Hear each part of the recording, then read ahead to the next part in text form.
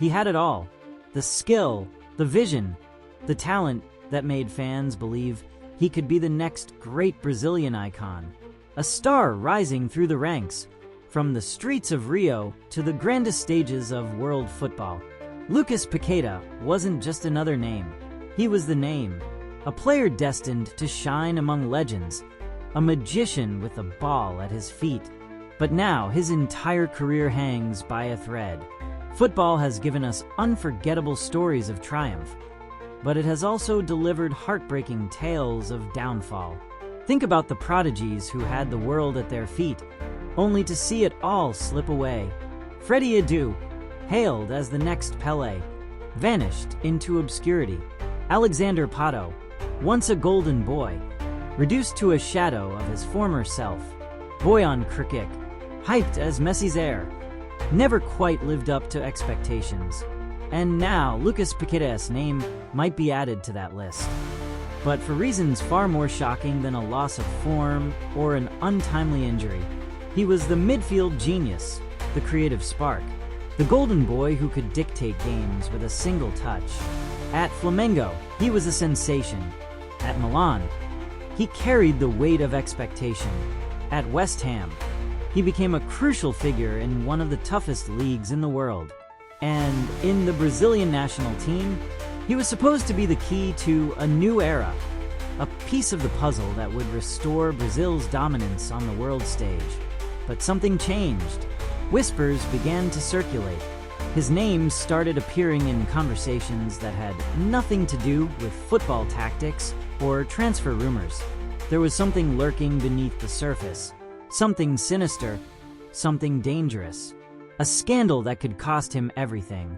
Imagine waking up one day and realizing that your career, your dream, could be over, not because of an injury, not because of age, but because of a single mistake, or worse, a dark secret that was never meant to come to light. The sport that made him a star is now threatening to erase him from history. The allegations? Match fixing. The kind of accusation that destroys careers, ruins reputations, and leaves no way back. It's the ultimate betrayal of the game, a crime that football never forgives. Betting scandals have taken down legends before, players who had everything but lost it all in a heartbeat. And now the question remains, will Lucas Paquetá suffer the same fate? Rumors have spread like wildfire. The media is relentless. Investigations are underway. Clubs, sponsors, even the national team. Everyone is watching, waiting, as the walls start closing in on him. Is he guilty? Is he innocent? Does it even matter? Because in football, perception is everything. And once your name is dragged into a scandal like this, redemption is nearly impossible. But here's what makes this story even more disturbing. This isn't just about one player. This could be the tip of the iceberg. If Paqueta is involved, who else might be? How deep does this go? How many careers could be at risk? And the most terrifying question of all, could this be the end of Lucas Paquetá's career before it ever truly reached its peak? We'll uncover the shocking details, the hidden truths, and the real impact of this scandal.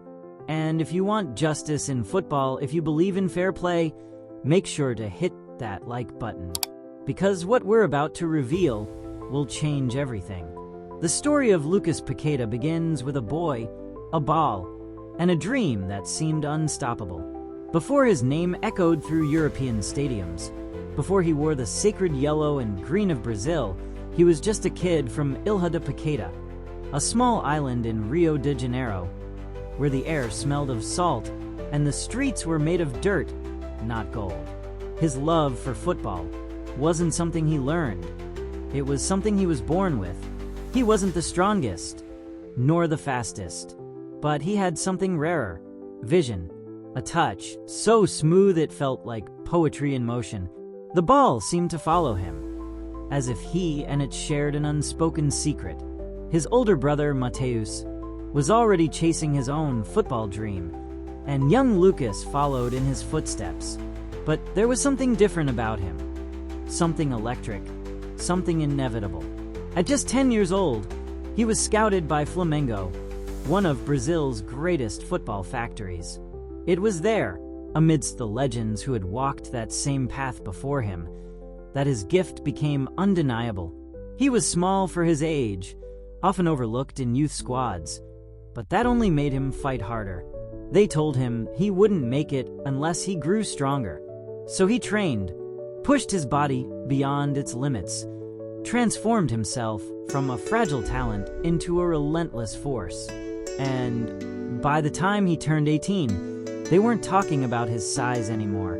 They were talking about how he played like a man possessed. By 2017, Brazil had found its new golden boy. Paqueta's playing style was a throwback to a lost era. His dribbles were unpredictable, his passes devastating. He could control the tempo of a match, dictate its rhythm like a composer controlling a symphony. Then came 2018, the year he outgrew Brazil. His performances were impossible to ignore. Milan, one of Europe's historic giants, came knocking, offering a deal worth over 35 million euros. It was a dream come true. A young boy from the streets of Rio, now set to wear the same colors that once belonged to Kaká, a player he idolized. The expectations were monumental.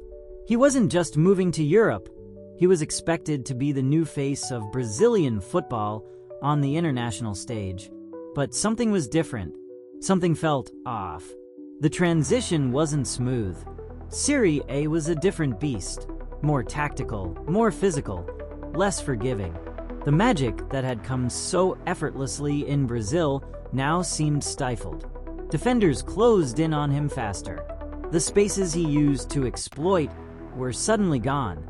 Milan was a club desperate to return to its glory days, and their fans had no patience for slow adaptation. And then came the worst part, the whispers. They started faint, like background noise. At first, it was just critics questioning if he was truly as special as everyone once thought. Then, the murmurs turned into doubts. Reports surfaced that Milan wasn't convinced by him. Coaches subtly left him out of key matches. The body language of his teammates changed, subtle, almost unnoticeable, but real. And Paqueta? He could feel it. The weight of expectation turning into doubt. The dream, the destiny, the prophecy, it all started to crack.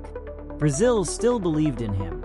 The national team called him up, seeing in him the potential to be a cornerstone of their future. He wore the legendary number 10 jersey, a responsibility only given to those deemed worthy. He played well, had moments of brilliance, but something was missing. He wasn't dominating like he used to. He wasn't dictating play. And then in 2020, Milan decided they had seen enough. He was sold to Lyon for a fraction of what they had paid. In the brutal world of European football, that was an admission of failure. The Golden Boy had become just another player, and yet Paqueta wasn't finished. If anything, he was more determined than ever. In France, he rediscovered himself. The pressure of Milan was gone, replaced by a fresh start in a league that suited his style. He flourished, became a key player, and before long, England came calling. West Ham, a club known for giving players a second chance, made their move. The Premier League, perhaps the most ruthless competition in the world, would be his new battleground. This was it, his rebirth, his moment to prove that the doubts were wrong, that he was never just hype. And for a while, it seemed like he had done it. West Ham fans embraced him. His performances were strong, and suddenly, it felt like he had finally arrived. But just as everything was falling into place, the past came back to haunt him. It started with quiet rumors, whispers of something buried deep beneath the surface. Investigations, suspicions, questions that no one wanted to answer. His name, once again, was being dragged into conversations that had nothing to do with footballing ability. Match fixing. The word alone is enough to send shivers down the spine of any footballer.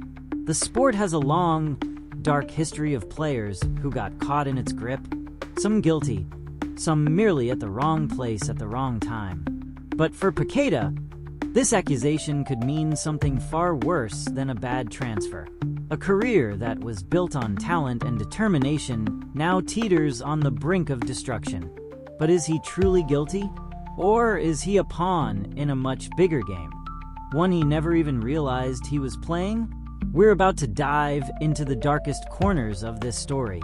What really happened? Who stands to gain from his downfall? And most importantly, can he survive what's coming next? If you don't want to miss the shocking truth, make sure to subscribe, because the real story is just beginning. At Lyon, it seemed Lucas Paquetá had finally escaped the crushing expectations that had nearly broken him at Milan. The pressure was lower, the media less ruthless, and the game more fluid, allowing him to express his talent again. For a while he did. Flashes of brilliance reminded fans why he had once been hailed as Brazil's next great maestro. His confidence returned, and he played with joy again. But something was missing. Unlike at Flamengo, where he dictated matches, at Lyon, he was just another piece of the puzzle. Some games, he was unstoppable. Other times, he faded into the background. Inconsistency became a growing concern. Was he lacking the mentality to dominate, or was something else at play? Behind the scenes, whispers emerged. Erratic performances in training, days where he dazzled something more sinister. At the time, no one knew. But looking back, the signs were there. We just didn't see them. A crucial match in his second season exposed the first real red flag. Expected to shine, he played like a shadow of himself. Hesitant, uncertain, as if distracted by something off the pitch. Fans noticed. Teammates noticed. Something wasn't right. Not long after, his name surfaced. Not in transfer rumors, but in something far more dangerous. Investigations. At first, reports were vague. Anomalies in betting patterns, suspicious activity around matches. No one imagined it could involve Paqueta. He wasn't desperate for money. He was at one of France's biggest clubs, earning millions, representing Brazil. He had everything to lose, or so we thought. Rumors grew louder. Sources hinted at hidden truths. Then, in football's darkest corners, his name appeared where it should never have been, linked, directly or indirectly, to betting scandals shaking the sport. Match fixing. The word alone sends chills through football. It ends careers, destroys legacies, and betrays the game. And yet, Paqueta's name was now part of those conversations. At first, it seemed absurd, but then, the pieces started to fit. Reviewing past matches, certain moments stood out. Odd decisions, uncharacteristic mistakes, moments where he seemed overly cautious, distracted. Then there was the money. Betting markets moved strangely, odds shifting dramatically on in-game events. Massive bets on minor details. A yellow card, a conceded corner. Details that fans overlook, but could make millions for the right people. And here's the darkest part. If his name appeared in these investigations, it meant one of two things. Either he was directly involved, or someone close to him was. In scandals like these, money leaves trails, and someone had connected him to them. The media didn't have the full story yet. They had whispers, leaked documents. The public was still in the dark. For now, because once a story like this begins to unravel, there's no stopping it. Doubt in football never fades. The moment his name was linked, his career was at risk. Yet Paqueta kept playing, smiling in interviews, representing Brazil as if nothing was happening behind the scenes. But we know better now. The storm was already coming. Did he know? Did he realize investigators were building a case that could destroy him? Or did he still think he was untouchable? And the most chilling question, if his name had only just surfaced, how long had this really been going on? Was this just the beginning, or had it been in motion for years? We ignored the signs. But now we must ask, was this always his fate? And if he is guilty, was it his choice? Or was he just another pawn in a much bigger game? Before we uncover the truth, I want to know what you think. Did you believe Lucas Paquetá had what it took to be a global superstar? Or were there always signs that something wasn't right? Let me know in the comments. Because as shocking as this all seems, we haven't even scratched the surface. Yet, followed by days where he seemed disconnected. Reports of early exits from training, disagreements with staff, moments where he seemed lost in thought. Frustration? Pressure? The first signs had been ignored. The whispers, the strange performances, the uncharacteristic lapses in concentration. Everything had been dismissed as the natural ups and downs of a player adjusting to new leagues. But now, there was no more room for doubt. What had once been rumors had become something far more dangerous. Concrete accusations. Lucas Paquetá was no longer just part of discussions about inconsistency. His name was now appearing in official investigations, leaked reports, and documents suggesting something darker lurking beneath his career. What once seemed like speculation now threatened to end everything. It started with an anonymous tip. Investigators monitoring suspicious betting activity in football received an alert. Unusual patterns surrounding specific moments. Yellow cards at precise times, strategic throw-ins, unnecessary corners.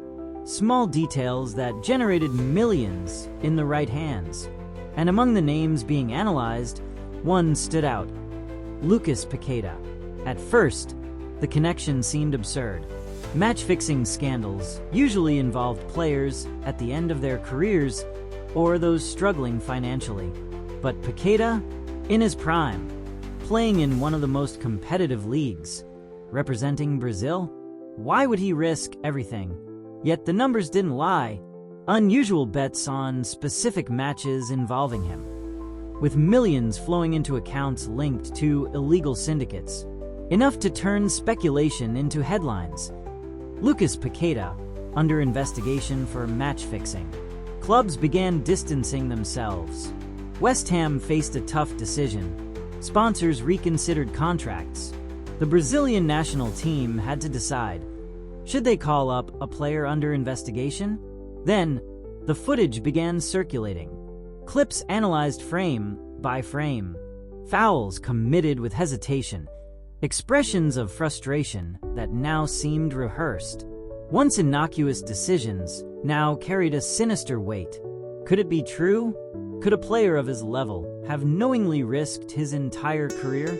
Or was there another explanation? His supporters defended him, saying football was unpredictable. Yellow cards were part of the game, and no solid evidence had been presented. But the investigation pressed on.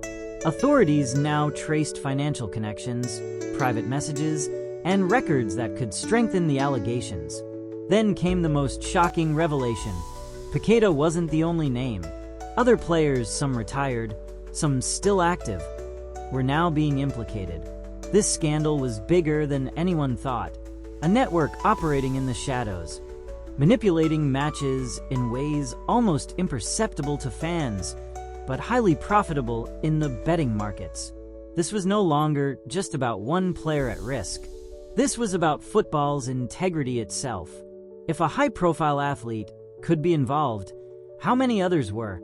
How many matches had been tampered with? How many goals, yellow cards, and random moments had actually been planned? Football is built on trust. The belief that what happens on the pitch is real, that victories and defeats are earned, not bought. But now, that trust was beginning to shatter.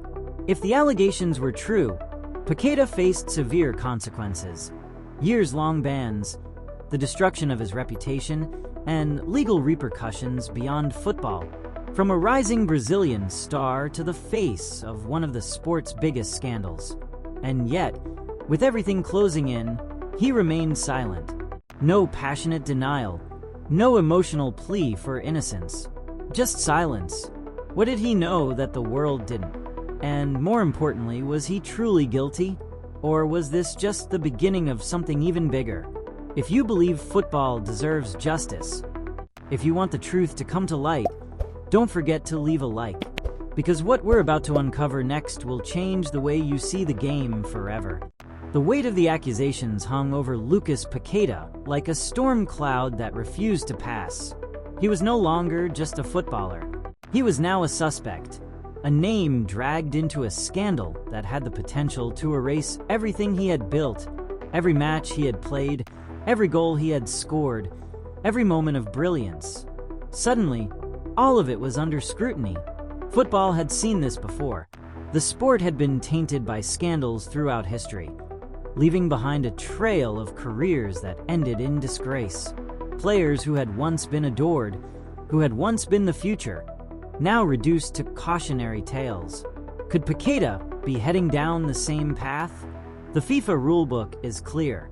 Match fixing in any form is one of the gravest offenses in football. The integrity of the game is untouchable. Or at least, it's supposed to be. Any player found guilty of manipulating matches, influencing results, or benefiting from illegal betting operations faces severe consequences. Temporary suspensions, heavy fines, but in the most extreme cases, a lifetime ban, a punishment so severe that it effectively erases a player from the history books. Think about it. What happens to a footballer when he can no longer play? When every door closes? When every club distances itself? When even the fans who once adored him turn their backs? The game is ruthless. Once your reputation is gone, there is no coming back. History has proven this time and time again. Players have been banned for years, some never to return. In 1980, a massive scandal in Italy saw multiple players and even entire clubs punished. In 2005, the German referee Robert Heuser was caught fixing matches, and his involvement sent shockwaves through European football. More recently, cases in Asia and lower-tier leagues have shown how deep the problem runs. And when players are caught, their careers don't just end, they are erased, forgotten, treated as if they never existed. Paqueta is no ordinary player. He was supposed to be one of Brazil's leading figures heading into the next World Cup. A midfield maestro with a future at the highest level. But now his entire existence in football hangs in the balance. If the evidence against him strengthens, if FIFA or any major governing body decides to act, the consequences could be irreversible. And here's where things get even more complicated. This isn't just about FIFA. This isn't just about footballing authorities. There are legal implications. Governments have intervened in cases like these before. In some countries, match fixing isn't just a violation of sporting ethics. It's a crime. Jail time has been handed out to those caught in the web of illegal betting syndicates. Could this go beyond a suspension? Could Paqueta face legal action? Specialists are already weighing in. Some argue that there isn't enough evidence yet to take drastic measures. Others believe that football's governing bodies will make an example out of him. A warning to the entire footballing world. A reminder that no player, no matter how talented, is untouchable. And then, there's the damage that has already been done. Even if he escapes formal punishment, even if he manages to clear his name, his reputation may never recover. Fans are fickle. Clubs are businesses. Sponsors are merciless. A single stain on a player's image can be enough to cost him everything. Look at what happened to other players accused of wrongdoing. Some were cleared, some were even innocent. But the accusations alone were enough to ruin them. Football has no time for doubt. If there is even a suspicion that you are compromised, that you are not playing for the love of the game, you are cast aside. And if Paqueta is guilty, if the worst-case scenario is true, then his story will serve as a warning for generations to come. A reminder that no matter how talented you are, no matter how much potential you have, one bad decision, one single moment of greed or desperation can end everything. So the question remains, has he just thrown his entire career into the abyss? Is there any way back from this? Or is Lucas Paquetá already finished? And if he falls, who will be next? If you haven't subscribed yet, now is the time, because this story is far from over. And the next chapter, it's going to be even darker. The world of football is unforgiving. When a scandal like this explodes, there's no middle ground. Either you're guilty, or you're a victim of something bigger. And right now, Lucas Paquetá finds himself caught in the eye of the storm. Accusations are flying, the media is relentless, and every detail of his life, every past decision, every game he's played, is now under a microscope. But the real question remains, is he truly guilty? Or is he just another casualty of a system that's far more corrupt than anyone is willing to admit? For those who defend him, the argument is simple. Paqueta has never had a history of misconduct. Throughout his career, he was never the type to be involved in off-field drama, never the player making headlines for the wrong reasons.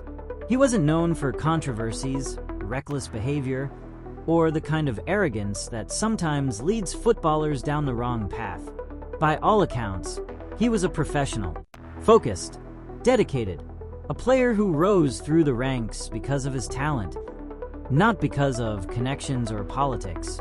His supporters point out that there's still no hard evidence against him.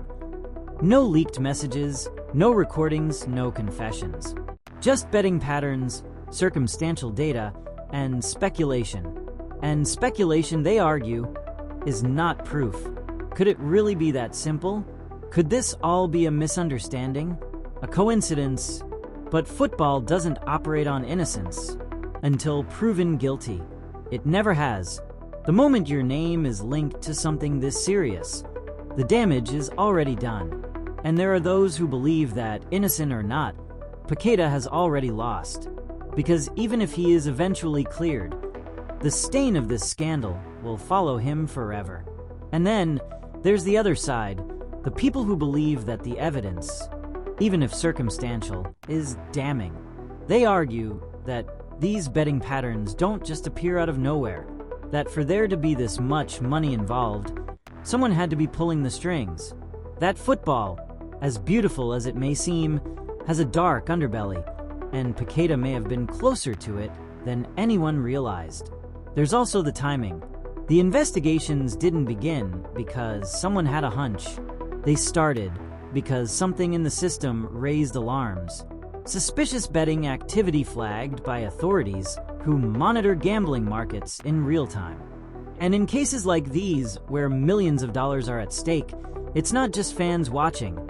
It's governments, law enforcement, organizations that don't operate on rumors alone. And here's where things get even more complicated. What if Paqueta wasn't the mastermind behind any of this? What if he was just a pawn? Footballers, after all, don't operate in isolation. They have agents, financial advisors, entourages, filled with people who have access to their personal and financial information. Could it be possible that someone close to him was involved? Could he have been unknowingly linked to something much bigger? It's happened before. Cases where players were manipulated, where their names were used without their knowledge, where the people around them made decisions that ultimately cost them everything.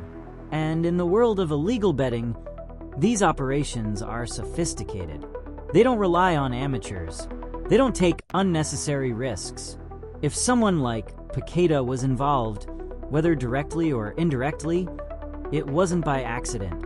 But there's one last possibility, the one that no one wants to talk about. What if football itself isn't as clean as it pretends to be?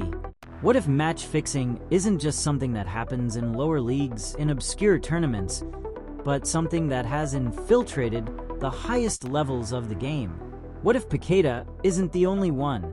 Because let's be honest, this isn't the first time football has faced a scandal like this, and it won't be the last. We've seen it before in leagues all over the world, from Italy to Asia, from South America to the Premier League. Every time, people are shocked. Every time, fans ask, How could this happen? But every time it happens again. So maybe the real question isn't whether Lucas Paquetá is guilty or innocent. Maybe the real question is, how deep does this go? How many players, how many matches, how many moments that we thought were pure were actually planned? And if football is as corrupt as some fear, does it even matter if Paqueta is guilty? Or is he just another piece of a much bigger puzzle? One that we might never fully understand? What do you think? Should he be punished? Is football right to come down hard on players involved in these scandals? Or is there something much bigger happening behind the scenes? Let me know in the comments, because this story is far from over. The scandal had grown beyond Lucas Paquetá. What started as whispers and speculation had now become a full-blown crisis, shaking the foundations of football itself. The walls were closing in, and the consequences of what came next could determine not only his fate, but the very integrity of the sport. In football, trust is everything. The belief that what happens on the pitch is real, that results are earned, not manipulated. And yet, history has shown us that when that trust is broken, the consequences are devastating. The football world had seen its fair share of players fall from grace. Some were guilty, caught red-handed in schemes that destroyed their careers. Others were victims, trapped in situations they could never escape, their names forever tainted. Regardless of the truth, the echoes of past scandals loomed large. The Calciopoli case in Italy had shown that no one, not even the biggest clubs, were safe from corruption. Juventus was relegated, legends were disgraced, and the very credibility of Serie A was shattered. More recently, similar cases in Spain, Brazil, and Asia had proven that match-fixing wasn't a problem exclusive to lower leagues or struggling players.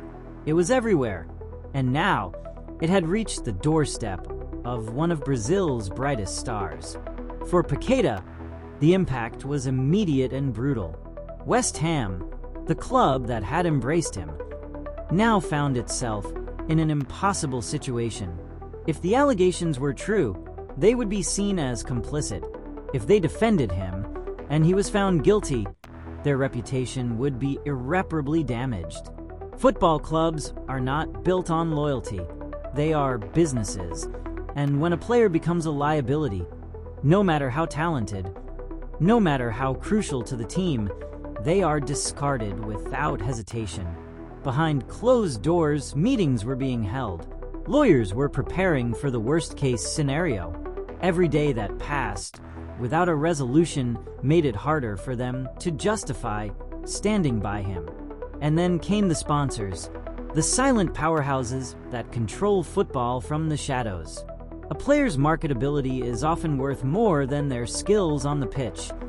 And as soon as Paqueta's name was linked to the scandal, companies began pulling away. Some quietly reviewed their contracts, looking for clauses that would allow them to cut ties if the situation worsened. Others distanced themselves immediately, unwilling to take any risk. For a footballer, losing sponsorship deals is often more damaging than losing a place on a team. It isn't just about money. It's about status, about perception. A scandal like this doesn't just take away a career. It takes away everything. The fans, divided and emotional, had turned the case into a war of opinions.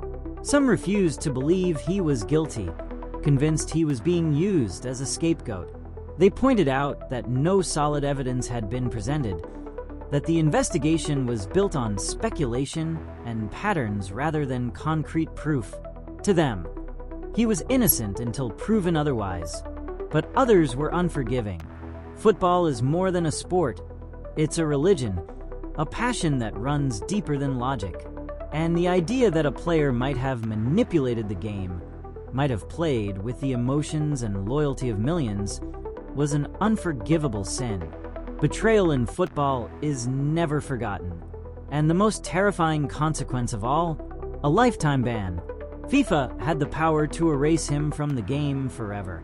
If found guilty, Paqueta would never play professionally again. No club football. No international tournaments. No redemption. Just exile. The slow, agonizing reality of becoming a forgotten name in a sport that moves on without hesitation. The football world doesn't stop. One scandal fades, and another takes its place. A player can be adored one day and erased the next. The thought alone was enough to send shockwaves through the sport. Would FIFA use him as an example? Would they sacrifice one player to prove that football was still clean? But then, just as it seemed like Paqueta's fate was sealed, the investigation took an unexpected turn. Digging deeper into the origins of the betting patterns, authorities found something that changed everything. The suspicious bets that had supposedly linked Paqueta to the scandal weren't placed by random gamblers or casual fans. They were calculated, systematic, traced back to organized betting syndicates operating across multiple countries.